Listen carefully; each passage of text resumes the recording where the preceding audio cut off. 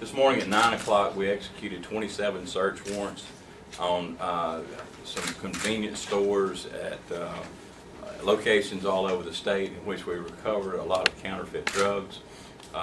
Things from anything like antibiotics to steroids to painkillers. Some of the samples are here. Those are from other cases. Shotguns. We made arrests.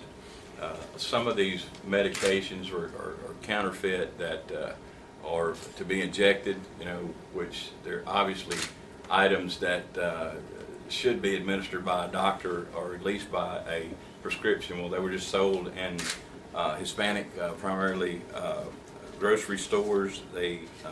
We executed 27 search warrants around the state, all the way from Oxford down to the coast, Hattiesburg, different areas all over the state, and we have made several arrests. This comes out of our grant-funded program that was the Department of Justice began with our office, the Operation Knockout Knockoffs task force, which is made up of our office, a lot of local agencies, and particularly the Department of Homeland Security. ICE is a member.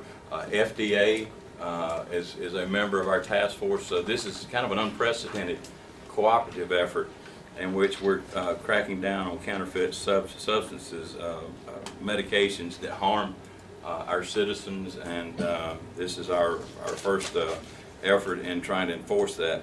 The team of investigators that fanned out all over the state were our Assistant Attorneys General.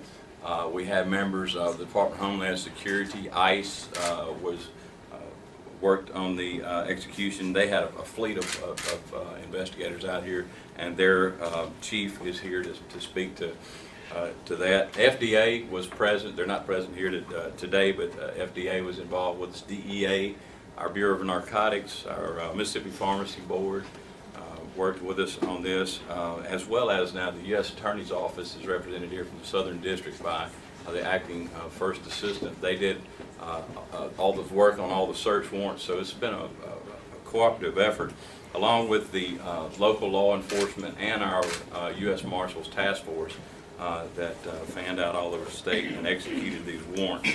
If you'll recall, we got a grant for $100,000 that went to our office. We were the only state in the union that received a grant like this to set up a task force. We formed it. Federal agencies came in and have worked with us.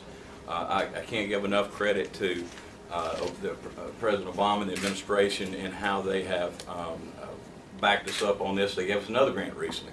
We got another $100,000 grant. We actually haven't even announced it, but that will go toward us establishing a website for law enforcement to share information on counterfeit products, as well as citizens to go on and see what things are counterfeit out there. It will be available to the citizenry